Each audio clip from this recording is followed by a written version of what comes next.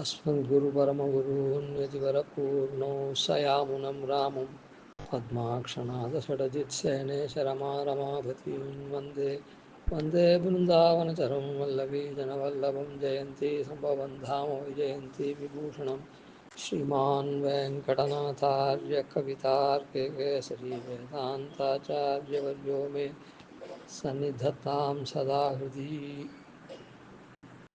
உத்தரகிருத்தியத்தை பலபடியாக பண்ணணும். எப்பவும் எம்பெருமானுக்காக நம்முடைய கைங்கரியத்தை பண்ணணும்.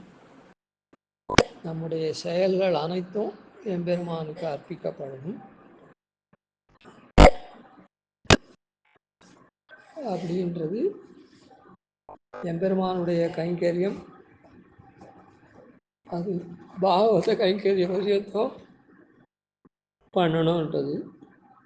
எப்படி பரதன் பாதுகையினிடத்தில் எப்படி விஜாபிச்சுட்டு எல்லாத்தையும் பண்ணானோ அதுபோல் நாமும் எம்பெருமானுக்கு சேஷனாக இருந்து எம்பெருமான் விட்ட கட்டளையை அவனுடைய நியமனத்துக்கு தகுந்தா போல் நாம் பண்ணுறோம் அப்படின்னு அவன் நியமனம் பெற்று பண்ணணும், அவனுக்கு சமர்ப்பிக்கணும். இது எதுக்காக இது மாதிரி பண்ணணும் அப்படின்னா, ஒரு கிருஹிணி வாழ்க்கப்பட்ட வது இருக்கா, ஸ்திரீ வீட்டில் கிருஹிணியான ஸ்திரீ இருக்காளே, அவள் என்ன பண்ணுறா, குடும்பத்தை நல்லபடியாக ரட்சிக்கிறா.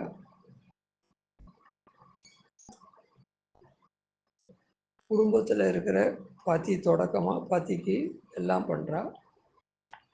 மேலோரான பதியினுடைய தாய் தகப்பன் எல்லாம் மாமனார் மாமியார், பதியினுடைய பிராத்தாக்கள் அவள்லாம் இது பண்ணுறா. குடும்பத்தில் இருக்கக்கூடிய பிள்ளை பண்டுகள்லாம் ரட்சிக்கிறார். அப்புறம் அதித்தியும் விருந்தாளி, அதித்தின்னா அவளையும் சத்காரம் விருந்தோம்பதிலும் பண்ணுறா. எல்லாம் எதுக்காக அப்படின்னு சொல்ல, தான் அந்த குடும்பத்தில் வாழ்க்கப்பட்டிருக்கிறதுனால, அந்த பதியினத்தில் வாழ்க்கப்பட்டிருக்கிறதுனால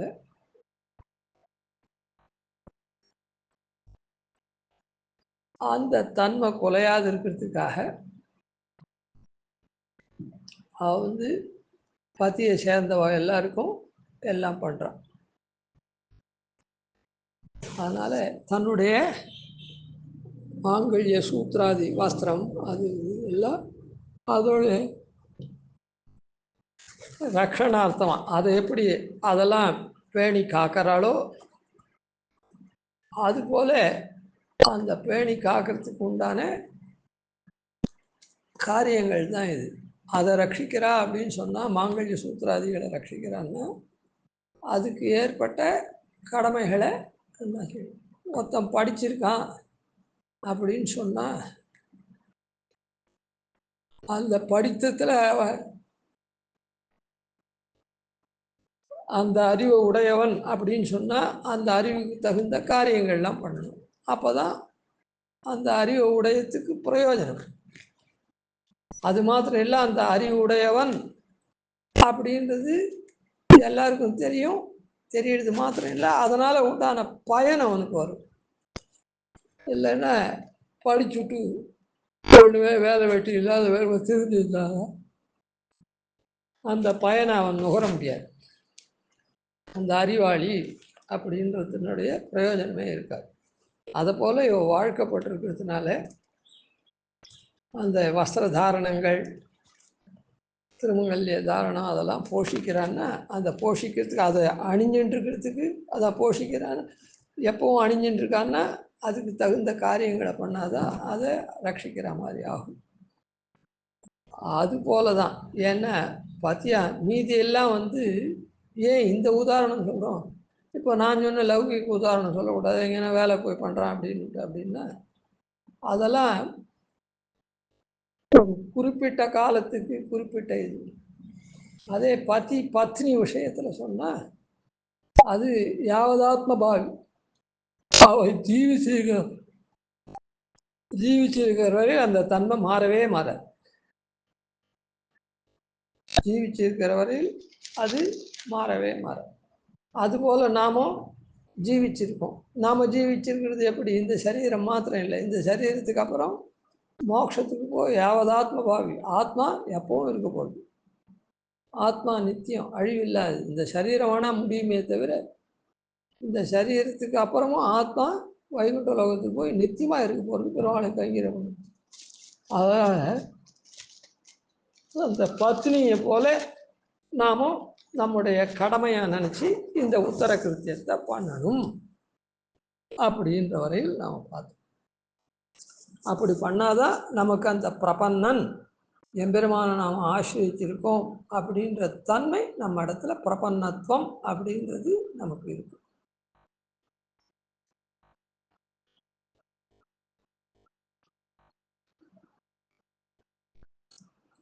அதனால் இப்படியான இதில் என்னென்ன கைங்கரியம் வருது? கீழ் சொன்ன மாதிரி பகவத் கைங்கரியம், மொத்தமே பகவத் கைங்கரியம். அந்த பகவத் கைங்கரியத்தினுடைய அதிசயம், மேன்மை என்ன, உயர்த்தி என்ன அப்படின்னா, எப்படி வாழ்க்கப்பட்ட வது பர்த்தாவுக்கு பண்ணுறா பத்திக்கு, அப்புறம் பத்தியை சேர்ந்தவாளுக்கெல்லாம் பண்ணுறா. பத்திக்கு மாத்திரம் பண்ணலை, பத்தியை சேர்ந்தவர்கள் அந்த வீட்டில் யார் யார் இருக்காளோ வருவார் போவார் அந்த வீட்டுக்கு எல்லாரையும் ரட்சிக்கிறா. அதான் அவளுக்கெல்லாம் காரியம் பண்ணி கொடுக்குறா. அதுபோல் எல்லா காரியமும் எம்பெருமானுக்கு தான். அவள் பண்ணுறது மொத்தம் அந்த பத்தியை உத்தேசித்து தான் அத்தனையும் பண்ணுறான். அதுபோல் எல்லா காரியமும் எம்பெருமானுக்கு தான், எம்பெருமான் கைங்கரியம். அதில் விசேஷித்து என்ன வருது? பாகவத கைங்கரியம். அவளுக்கு என்ன? எல்லா காரியமும் பத்தியை உத்தேசித்து தான். அதில் விசேஷித்து என்ன? பத்தியை சேர்ந்தவாளுக்கு பண்ணுறது ரொம்ப விசேஷம். அதனால் அதுபோல் இந்த இடத்துல பாகவத கைங்கரியம். அதனால் பகவத் கைங்கரியம் என்ன, பாகவத கைங்கரியம் என்ன? பகவத் கைங்கரியம்ன்றது பூர்ணமாக, அதுதான் ஆரம்பம்.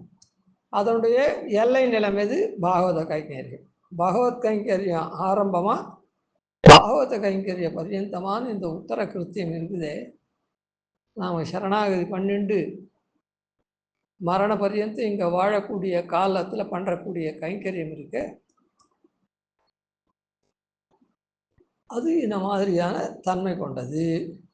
இப்படிப்பட்டதான இப்படி உயர்த்தியா இந்த கைங்கரியம்ன்றது என்ன, உயர்த்தியா இருக்கக்கூடியது நமக்கு யாரால கிடைச்சிது அப்படின்னு சொன்னா, பிரதான காரணம் ஆச்சாரியனுடைய கட்டாட்சம் தான். ஆச்சாரியன் நமக்கு நம்ம அண்டி நமக்கு சரணாகதி பண்ணி வச்சாரே, அதனால தான் இந்த உத்தர கிருத்தியம் நமக்கு கிடைச்சிது. லோகத்தில் சாஸ்திரங்கள்லாம் நிறைய வாசித்து இந்த பகவத் கைங்கரியம் பாகவத கைங்கரியத்தை ஒருத்தர் பண்ணுறான்னு வச்சுப்போம். ஆனால் அவள் ஆச்சாரியனை ஆசிரியக்கலை, ஆச்சாரிய கட்டாட்சமும் அவளுக்கு வரல. அதனால் அவள் சரணாகதி பண்ணிக்கலைன்னா அவள் எவ்வளோதான் கைங்கரியம் சாஸ்திரங்கள்லாம் வாசி பண்ணாலும் இந்த உத்தர கிருத்தியம்னு சொல்லக்கூடியதானே அந்த தன்மை வராது. இந்த உத்தர கிருத்தியம்ன்றது என்னது அப்படின்னு சொன்னால், நாளைக்கு பெறப்போகிற பிரதானமான வைகுண்ட லோகத்தில் கிடைக்கக்கூடிய கைங்கரியத்துக்கு முன்னோட்டமாக இங்கே நாம் சரணாகதி பண்ணிட்டு பெருமாள் ஆசிரித்த நாள்லேருந்து இந்த சரீரத்தோடு இருக்கிற நாளில் பண்ணக்கூடிய உத்தர கிருத்தியம். அங்கே வாசித்து எல்லாம் தெரிஞ்சுட்டு பண்ணக்கூடிய மகான்களாக இருந்தால் கூட, பெரியோராக இருந்தால் கூட அவளுக்கு அந்த உத்தர கிருத்தியம் ஆகாது. அவள் காரியம் பண்ணுறா, அவ்வளோதான். பகவத் கைங்கரியம் பண்ணுறா, பாகவத கைங்கரியம் பண்ணுறா. அதெல்லாம் என்றைக்கோ ஒரு நாளைக்கு எப்போவோ பலன் தரும். அவ்வளவே தவிர அவளுடைய பாபத்தெல்லாம் கொஞ்சம் போக்கடிக்கும். இங்குற்றைய வாழ்வு அவளுக்கு நன்னா அமையும், மறுபிறவிகள்லாம் நன்னா வரும். அதுவே தவிர இந்த கைங்கரியத்தினுடைய தொடர்ச்சி அங்கே போய் பண்ணக்கூடிய கைங்கரியம், வைகுண்ட லோகத்தில் போய் பண்ணக்கூடிய கைங்கரியம் இதனுடைய தொடர்ச்சியில் அவளுக்கு வராது. இந்த பிரபன்னாளுக்கு மாத்திரம்தான் இந்த உத்தரகிருத்தியம் அதுக்கு முன்னோடியாக இருந்து உத்தரகிருத்தியத்தினுடைய தொடர்ச்சியிலேயே அங்கே வரும். அங்கே பண்ணக்கூடிய கைங்கரியத்துக்கு இது முன்னோட்டம் மாதிரி வச்சுக்கோங்களேன். முன்னோட்டம் மாதிரி அமையிறது பிரபன்னனுக்கு மாத்திரம்தான் அமையுமே தவிர பிரபத்தி பண்ணாத வாளுக்கு ஆச்சாரிய கட்டாட்சம் ஆச்சாரியனை பெறலை, அண்டலை, சரணாகதி பண்ணிக்கலைன்னா அவள் எவ்வளோதான் இந்த கைங்கரியத்தை இது மாதிரி கைங்கரியத்தை 1000 மடங்கு சாஸ்திரத்தை அறிஞ்சு நன்னா பண்ணாலும் அதுக்கு உத்தரகிருத்தியம்னு வராது. அதான் உத்தரகிருத்தியம்னா பெருமாளை அடைஞ்சா விட்டு நாம் இங்கே இருக்கிற காலத்தில் பண்ணக்கூடிய காரியம். அதாவது ஒரு ஆற்றுல வச்சுக்கோ, பல பேர் இருக்கா கைங்கரியம் தான் இந்த மாதிரி இப்போ ஆற்றுல இருக்கா. இந்த இதெல்லாம் இப்போ ஸ்திரீ சொன்னமே, வாழ்க்கப்பட்ட வது சொன்னமே, அவள் பண்ணக்கூடிய காரியத்தை இவாள்லாம் கூட பண்ணுறான். இப்போ ததியாரா என்ன பண்ணுறான்னா பர்ச்சாரகாள் தளிகை பண்ணுறவாள்லாம் பண்ணுறா. அப்புறம் ஒரு பெரிய கல்யாணத்தில் பல பந்துக்கள் நமக்கு அந்த கல்யாணத்தில் காரியங்கள்லாம் பண்ணி அந்த கல்யாணத்தை சோபிக்கிற மாதிரி பண்ணுறான். ஆனால் அந்த கல்யாணத்தில் பிரதானமாக இருக்கக்கூடிய அந்த கிருஹிணி இருக்காளே, அவள் பண்ணக்கூடிய காரியம்தான் பிரதானமாக சோபிக்கும். அவள் ஒவ்வொரு டிவிஷனை பார்த்தா கூட எல்லாம் பண்ணால் கூட எல்லா இடத்துலையும் இந்த கிருஹிணியாக இருக்கக்கூடிய வீட்டு தலைவி நீங்கள் அங்கே போய் சாப்பிடுங்க, அங்கே எல்லாம் இது பண்ணுறா, இங்கே வெத்தலை பாக்கு வாங்கிக்கோங்க அப்படின்னு சொல்கிறாளே, அதுதான் பிரதானமாக சோபிக்குமே தவிர மற்றவெல்லாம் வெத்தலை பாக்கு கவுண்டர் மாதிரி இருக்கிற இடத்துல எடுத்து கொடுக்குறதோ, சாப்பிட்ற டைனிங் ஹாலுக்கு ஒவ்வொருத்தரையும் ஆழிச்சிட்டு போய் வைக்கிறாளே மற்றவாள்லாம் இந்த கல்யாணத்துக்கு உபகாரம் பண்ணுறோம், அவளுக்கெல்லாம் அது பேர் வராது. அவள்லாம் நன்னா காரியம் பண்ணால் அதனால் சோபிச்சதுன்னு மொத்தமாக வருமே தவிர, ஆனால் அந்த கல்யாணத்தில் இந்த கிருஹிணியாக இருக்கக்கூடிய வீட்டு தலைவி பண்ணக்கூடிய அந்த உபச்சரிப்பு இருக்குதே, இந்த இடத்துல எல்லாரையும் பார்த்து வாங்க ஆசீர்வாதம் பண்ணுங்க, அங்கே போய் சாப்பிடுங்க, வெத்தலை பாக்கு வாங்கிட்டு போங்க மறக்காத அப்படின்னு ஒரே இடத்துல நின்று சொல்கிறாளே, இந்த உபச்சரிக்கிறாளே, இதுதான் நிறம் பெறும். அதுபோல் பிரபன்னனாக இருந்து இந்த கைங்கரியத்தை பண்ணுறது தான் இதனுடைய தொடர்ச்சியில் மோட்சத்துக்கு நமக்கு அப்படியே அந்த கைங்கரியம் கிடைக்கும். சாதாரணமாக இருக்கவளுக்கு அது கிடைக்காது. ஏன்னா அவள் மோட்சம் போக்குறதில்லை சரணாகதி பண்ணிக்காதனால. சரி, இப்படிப்பட்டதான கைங்கரியத்துக்கு காரணம் யார்? ஆச்சாரியன்தான். இப்படி உயர்த்தியான கைங்கரியத்தை நாம் இங்கே பண்ணுறதுக்கு காரணம் ஆச்சாரியன். ஏன்னா இன மாதிரி கைங்கரியத்தை நாம் பல ஜென்மங்களில் பண்ணியிருக்கலாம். சாஸ்திரங்கள்லாம் வாசித்து எத்தனையோ நீச்ச ஜென்மம் நமக்கு வந்திருக்கும், எத்தனையோ பாப ஜென்மங்கள் வந்திருக்கும், நிறைய பாபம் பண்ணியிருப்போம். அது இருந்தால் கூட இந்த மாதிரி புண்ணியமான காரியத்தை பாகவத் ஆராதனம்லாம் எத்தனையோ ஜென்மத்தில், கோட்டிக்கணக்கான ஜென்மத்தில் பூர்வத்தில் பண்ணியிருப்போம் எல்லாரும். ஏன்னா சாஸ்திரமே சொல்றது, ஜன்மாந்தர சஹஸ்ரேஷு தபோத்தியான சமாதிபிகி, 1000 ஜன்மங்கள்ல தபசு தியானம் சமாதி அப்படின்னா நிலைநின்ற தியானம், அந்த மாதிரிலாம் நாம் பண்ணினா கூட பண்ணினாதான் கிருஷ்ணே பக்தி பிரஜாயத்தே, இந்த கிருஷ்ணனிடத்துல பக்தி பண்ணக்கூடிய சரணாகதி பண்ணக்கூடியதான அந்த பக்தி வருதே, அது சாமான்யமாக வராது. ஆயிரம் ஆயிரம் பூர்வ ஜன்மங்களில் நாம் இந்த மாதிரி உயர்த்தியான காரியங்களை பண்ணினாதான். அதனால தான் கிருஷ்ணனும் சொல்கிறான், பகூனாம் ஜன்மநாமந்தே ஞானவான் மாம் பிரபத்யதே. பல பிறவிகளினுடைய முடிவில், பல பிறவிகள்னா நீச்ச பிறவின்னு அர்த்தம் இல்லை. அதுக்கு தான் பாஷ்யக்காரர் என்ன பண்ணார், அர்த்தம் பண்ணச்சே, பாஷ்யம் சாதிக்கச்சே, பகூனாம் புண்ணிய ஜன்மானாமந்தே அப்படின்னு சொன்னார். புண்ணிய ஜென்மங்களினுடைய முடிவில் நிறைய புண்ணிய ஜென்மங்கள், அதை தான் அந்த மூலமான பிரமாணமும் சொல்லித்து, ஜன்மாந்தர சகஸ்ரேஷு தபோத்தியான சமாதிபிகி அப்படின்னு. அதனால அதெல்லாம் என்ன பண்ணும், என்னைக்கோ ஒரு நாளைக்கு பலன் தரும். நடுவில் எத்தனையோ நீச்ச பிறவிகளும் வரும், உயர்த்தியான பிறவிகளும் வரும். ஆனால் அந்த கைங்கரியத்தினுடைய அன்னைக்கு பண்ணின பகவத் பாகவத ஆராதனங்கள்லாம் நன்னா பண்ணாலே அவளுடைய மரண பரியந்தம் கூட பண்ணியிருக்கலாம், அந்த சரீரத்தினுடைய மரண பரியந்தம் கூட. ஆனால் அப்படியே மோட்சத்துக்கு போய் அதனுடைய தொடர்ச்சியில் அவள் பண்ண முடியாது.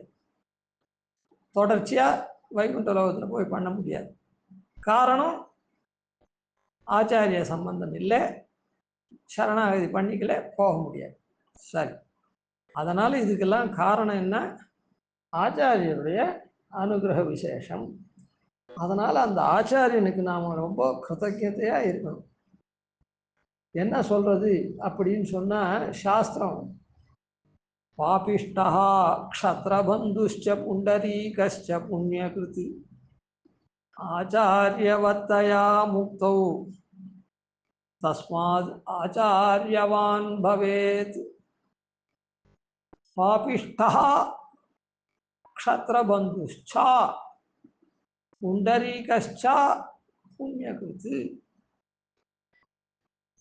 அப்படி அதாவது உயர்ந்த பாபத்திலேயே நிலை நின்றவன். பாபிஷ்டான்னு அந்த ஸ்தன் பிரத்தியம் இருக்குதே, அது நிலை நிற்கிற தன்மை.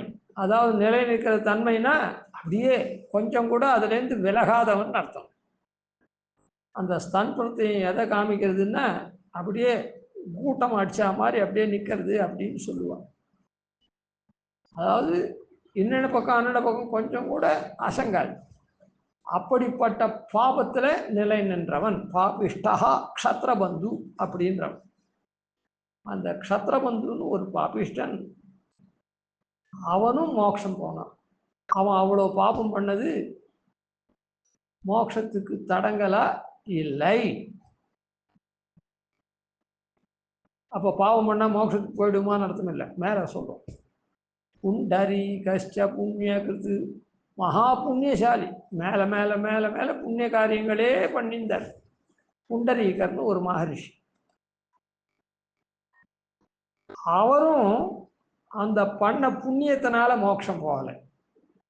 அதை தான் அங்கே சொன்னேன். என்ன சொன்னேன், பூர்வ ஜென்மத்தில் பாகவதாராதனம் ஆயுஷ் பரியந்த கூட பண்ணியிருக்கலாம். ஆனால் அவள் மோட்சம் போய் அப்படியே தொடர்ச்சியாக அந்த பகவத்பாவத்தை ஆச்சாரிய கைங்கரியத்தை பண்ண, அதான் பகவத்பாவத்தை கைங்கரியத்தை பண்ண முடியாது. ஏன்னா ஆச்சாரிய சம்பந்தம் இல்லை, சரணாகதி பண்ணிக்கல, மோட்சம் போகலை அப்படின்னு சொல்லி. இந்த ரெண்டு பேரும் க்ஷத்ரபந்துவனுடைய நிலையான பாபமும் மோட்சத்துக்கு போகாத அவனை தடுக்கலை. புண்ணியத்தை பண்ணின புண்டரீகரும் அதனால மோட்சத்துக்கு போகல. எப்படி போனா, ஆச்சாரியவத்தயா முக்தௌ, ரெண்டு பேருமே ஆச்சாரியனை பெற்றுதான் மோட்சத்துக்கு போனான். ஆச்சாரியனை அடைந்துதான். அந்த பாப்பியா இருந்த க்ஷத்ரபந்து இருக்கானே, அவனும் நாரதருடைய உபதேசத்தினால ஆச்சாரியத்தை அடைஞ்சான். அவன் மோட்சத்துக்கு போயிட்டான். அந்த பாப்பம் அவனை ஆச்சாரியனை அடைஞ்சா விட்டு அந்த பாப்பம் அவனை தடுக்கலை மோட்சம் போகிறதுக்கு. ஏன்னா ஆச்சாரியன் பிரபத்தி பண்ணிட்டதுனால எம்பெருமான் சர்வ பாப்பேபியோ மோக்ஷயிஷ்யாமி அப்படின்னு எல்லா பாப்பத்தையும் போக்கடிச்சுடுறான். அதனால மோட்சம் போயிட்டான். அதே மாதிரி புண்டரீகரும் ஆச்சாரியனை பெற்று தான் மோட்சம் போனார். ஏன் ஆச்சாரியனை பெற்றதுனால அவர் சரணாகதி பண்ணி வச்சார். மோட்சத்துக்கு தடங்களாக இருக்கிறது பாப்பம் போல புண்ணியம் தான். புண்ணியம் பண்ணால் இங்கே நல்வாழ்க்கை வரும். இந்த லோகத்திலேயோ தேவலோகத்திலேயோ, அதாவது இந்த பிரகிருதி மண்டலத்தில் நமக்கு நல்வாழ்க்கை வரும். புண்ணியம் பண்ண பண்ண பண்ண பண்ண இங்கேயே ஐஸ்வர்யாதிகள், பசு புத்திர அன்னாதிகள் இதெல்லாம் கிடைக்கும். தேவலோகத்தில் தேவர்களாக இருக்கக்கூடிய பாக்கியம், தேவலோக வாழ்க்கை அதெல்லாம் கிடைக்கும். ஆனால் மோட்சம் கிடைக்காது. அதனால் அதுவும் மோட்சத்துக்கு விரோதம் தான். அதனால் சர்வ பாப்பேபியோ மோட்ச விஷயம்னா மோட்சத்துக்கு தடங்களாக, வைகுண்ட லோகம் போகிறதுக்கு தடங்களாக இருக்கக்கூடிய எல்லா பாப்பத்தையும் போக்கடிக்கிறேன். தடங்கள் மொத்தம் பாப்போம், மோட்சத்துக்கு தடங்கள் புண்ணியமும் தான். ஏன்னா இங்கே வாழ்வு தான் நன்னா கொடுக்குமே தவிர மோட்சத்துக்கு போகாது. அதனால புண்டரீகரும் மோட்சத்துக்கு ஆச்சாரியனும்.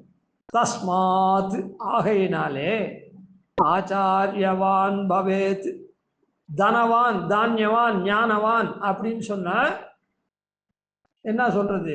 தனத்தை பெற்றிருக்கவன் தனவான், தானியத்தை பெற்றிருக்கவன் தானியவான், ஞானத்தை பெற்றிருக்கவன் ஞானவான். அதனால அதை போல நாம ஆச்சாரியனும் பெற்றிருக்கணும், ஆச்சாரியனும் அடைந்திருக்கணும். எப்படி தன தானிய ஞானங்கள்லாம் நாம் அடைஞ்சிருக்குமோ அது மாதிரி ஞானவான், அது மாதிரி ஆச்சாரியவான், ஆச்சாரியனை நாம் அடைஞ்சி ஆச்சாரியனை பெற்றிருக்கணும். ஆச்சாரியனை பெற்றுட்டோம்னா அவள் என்ன பண்ணுவான்னா நம்முடைய யோக்கியத்துக்கு தகுந்த மாதிரி நமக்கு உபதேசாதிகள் பண்ணி நம்ம சரணாகதி பண்ணிக்கும்படி பண்ணுறதோ. சரணாகதி நம்ம பண்ணிக்கும்படி பண்ண முடியாது, அது சொனிஷ்டை. அவ்வளோ ஞானமெல்லாம் நமக்கு கிடையாது. அதெல்லாம் தேசிகாதிகள் பாஷ்யகாராதிகளுக்கு தான் ஆச்சாரியாலாம் பண்ணி வச்சா அவளே சொனிஷ்டையாக பண்ணிட்டான். நமக்கு நம்முடைய ஞானத்துக்கு தகுந்த மாதிரி ஆச்சாரியா சொல்லி கொடுத்து நம்ம சொல்லி முக்தி நிஷ்டையாகவும், இல்லை நீ என்னை சேவிச்சுன்று நான் உனக்கு பண்ணி வைக்கிறேன் அப்படின்னு ஆச்சாரிய நிஷ்டையாவோ பண்ணுவார். அதனால் நமக்கு தகுந்த மாதிரி ஆச்சாரியவான் பவேத். அதனால் ஆச்சாரியனை பெற்றுட்டாக்கா நாம் இத்தனை நாளாக பண்ணின பாப்பாதிகள் அது இது எல்லாம் கழிஞ்சு மோட்சத்துக்கு போகிறதுக்காக, அதுவும் இன்றைக்கே மோட்சம் போக வேண்டாம், இந்த சரீரத்தை விடணும்னா யாருக்கும் ஆசை வராது. அதனால் மோட்சம் கூட எனக்கு வேணாம், இந்த சரீரமே போகும் கஷ்டப்பட்டா கூட அப்படின்னு அதில் தான் ருச்சி வரும். அதனால் மரணம்ன்றது நிச்சயம்ன்றது எல்லாருக்கும் தெரியும். அதனால் அதுக்கப்புறம் மோட்சத்துக்கு போகிற மாதிரி ஏத்த தேக அவசானே அப்படின்னு ஆச்சாரியால் பிரார்த்திக்கிறார். ஆனால் அது ஏன், அதை தான் ஆழ்வார் ஸ்பஷ்டமாக சொல்லியிருக்கார், மரணமானால் வைகுந்தம் கொடுக்கும் பிரான்னு. அதனால் அந்த ரீதியில் ஆச்சாரியால் பண்ணி வைக்கிறார். அதனால் இந்த இடத்துல என்னன்னா ஆச்சாரியனை நாம பெற்றத்தினால்தான், ஆச்சாரியனை அடைஞ்சதுனால, ஆச்சாரியன் நம்ம சிஷ்யனை அங்கீகரிச்சதுனால நமக்கு இந்த உத்தரகிருத்தியமான பாக்கியம் வந்தது அப்படின்னு அவர் திறத்தில் நாம் இது பண்ணணும். இதுக்கு மேலேயும் இருக்குது, அதை சொல்லுவோம். இந்த ஸ்லோகத்தில் ஒரு இருக்கு பாருங்க, ஆச்சரியம் ஒன்று பாருங்க. பாபிஷ்டா க்ஷத்ரபந்துஷ்சா புண்டரீகஸ்ச புண்ணியகிருத்து அப்படின்னு சொல்லு. பாபிஷ்டகான்னு முதல்ல சொல்லி க்ஷத்ரபந்துவும், பாபத்திலேயே நிலைந்த க்ஷத்ரபந்துவும் மோட்சத்துக்கு போனான்னு சொல்லிது. அதனால இப்போ இதுலேருந்து என்ன தெரியுது அப்படின்னா, பூர்வ காலத்தில் எவ்வளோவானாலும் பாப்பம் பண்ணிருக்கலாம். க்ஷத்ரபந்துவுக்கு ரெண்டு தன்மை, முதல்ல பாப்பம் பண்ண தன்மை, அப்புறம் ஆச்சாரியன் அடைஞ்ச தன்மை. அதனால க்ஷத்ரபந்து பாபிஷ்டச்சா அப்படின்னு சொல்லலை. அதாவது ஆச்சாரியனை அடையறதுக்கு முன்ன பாப்பம் பண்ணியிருந்தா பரவாயில்ல, பாப்பத்தை அப்புறம் அனுவர்த்திக்க கூடாது, தொடரக்கூடாது. அதனால பாப்பத்தை முதல்ல போட்டுருக்கு, பாபிஷ்டா க்ஷத்ரபந்துஷ்சா அப்படின்னு. அதே புண்ணியகிருத்து புண்டரீகஷ்டன்னு சொல்லலை, புண்டரீகஷ்ட புண்ணியகிருத்துன்னு சொல்லிச்சு. புண்ணியத்தை நாமும் மேலே மேலே பண்ணிகிட்டே இருக்கணும். ஏன்னா ஒரு மனுஷனாக இருந்தால் இந்த சரீரம் இருக்கிற வரையில் புண்ணிய காரியத்தை பண்ணி நல் காரியத்தை பண்ணி எல்லாருக்கும் நாம அஹிம்சையாக இருக்கணும், சர்வபூத தயையாக இருக்கணும், க்ஷமையோடு இருக்கணும், அப்படின்னா எல்லாருக்கும் உபகாரம்லாம் பண்ணணும், அப்படின்னா புண்ணிய காரியத்தை பண்ணிகிட்டே இருக்கணும். அதனால் புண்ணிய காரியமாகப்பட்டது ஆச்சாரியனை அடைஞ்சாவிட்டும் பண்ணணும் அப்படின்றதுனால புண்டரீகஷ்ட புண்ணிய கிருத்து, அதாவது புண்ணிய காரியம் தொடர்ந்துட்டே இருக்கணும் கடைசி வரையில், நம்முடைய மூச்சு இருக்கிற வரை. பாப காரியம் ஆச்சாரியனை அடையிறதுக்கு முன்ன பாப்பம் நம்ம எவ்வளோ வேணா பண்ணியிருக்கலாம், அடைஞ்சா விட்டு பண்ணக்கூடாது. அதனால் பாபிஷ்டகான்னு முதல்ல சொல்லிது, க்ஷத்ரபந்துன்னு அப்புறம் சொல்லிது. க்ஷத்ரபந்துவும் ஆச்சாரியனை அடைந்த க்ஷத்ரபந்துவும் அர்த்தம். ஆச்சாரியனை அடைஞ்சா விட்டு பாபம் வரக்கூடாது, அதனால் முதல்ல போட்டுக்கிச்சு. புண்ணியத்தை பண்ணின புண்டரீகனும் அப்படின்னா அந்த ஆச்சாரியன் அடைந்த புண்டரீகனும்னா அவர் புண்ணியத்தை அதுக்கப்புறமும் பண்ணிட்டு இருக்கணும், அதனால் புண்டரீகஷ்ட புண்ணிய கிருத்து அப்படி. அதனால தான் நாம் உத்தர கிருத்தியமெல்லாம் கூட இங்கே இருக்கிற மனுஷனாக நாம் வாழற வரையில் அந்த மனுஷத்தன்மைக்காக பண்ணணும். அதோடு கூட விசிஷ்ய நாமும் வைஷ்ணவனாகி எம்பெருமானை சேர்ந்தவனானதுனால ஆசிரியச்சுட்டதுனால எம்பெருமானுடைய விபூதி மொத்தத்துக்கும் நாம் சர்வபூத தயையாக இருந்து விசிஷ்ய பாகவதாளுக்கு ஆச்சாரியாளுக்கெல்லாம் கைங்கரியம் பண்ணிட்டு இருக்கணும். அதனால் இந்த விஷயத்தை இந்த ஸ்லோகத்திலேருந்து தெரிஞ்சுக்கணும். மேற்கொண்டு ஆச்சாரியாள் பண்ணின உபகாரத்தை, அதனால் ஆச்சாரியாள் பண்ணலைன்னா இதெல்லாம் நமக்கு வந்தே இருக்காது. அதனால் ஆச்சாரிய இடத்துல கிருத்தஜ்ஞத்தை தெரிவிக்கணும். மேற்கொண்டும் இன்னும் கொஞ்சம் பார்ப்போம். கவிதார்க்கே சிம்மாய கல்யாண குணசாலினே ஸ்ரீமதே வெங்கடேஷாய வேதாந்த உரவே மகாதிவண்டோபாதீனதிவர்யான் பஜேனிஷம் ஸ்ரீரங்கபூருஷடிதிஜானபதாஸ்யம் ஸ்ரீவத்சம்சலகம் வந்தே ஸ்ரீகடதேசிகம்.